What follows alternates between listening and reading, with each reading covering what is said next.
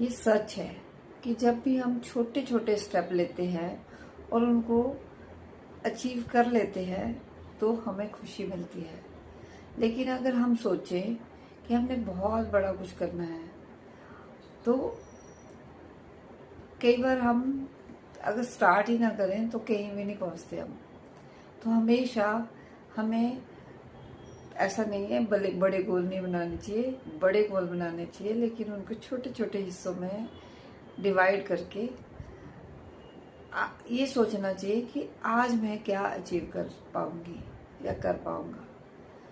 तो पहले मैं बड़े गोल बनाती थी और वो फिर सिर्फ गोल ही रह जाते थे।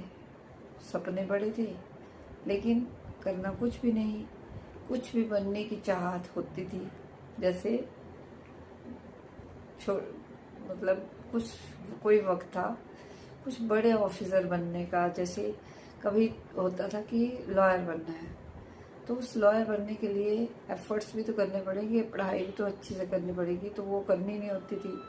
तो इस तरह से जो सपने हैं सपने ही रह गए। ऐसे ही जब योगा ज्वाइन किया, पहले भी कई बार किया लेकिन सिंसियरली नहीं किया, लेकिन इस बार जब मुझे हेल्थ इश्यूज होने लगे, यानी कि मुझे डेक्सा स्कैन कराया, उसमें स्पाइन में ऑस्टोपोरोसिस आया, हिप और नेक में ऑस्टोपेनी आया, तो हड्डियों में बहुत दर्द हो रही थी। तो सोचा कि सिंसियरली योगा किया जाए।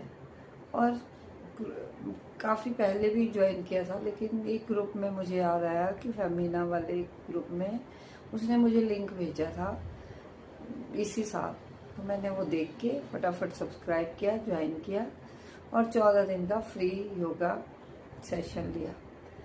बहुत अच्छा लगा, बिल्कुल सिंपल और कंसिस्टेंटली किया।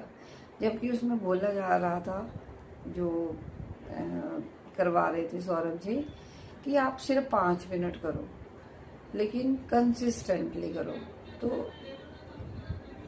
मैंने कुछ सोचा नहीं कि मैं कर पाऊंगी या नहीं, लेकिन मैं डेली जब ज्वाइन किया, करना शुरू किया, मैंने कभी भी उसको ब्रेक नहीं किया। 14 दिन प्रॉपर।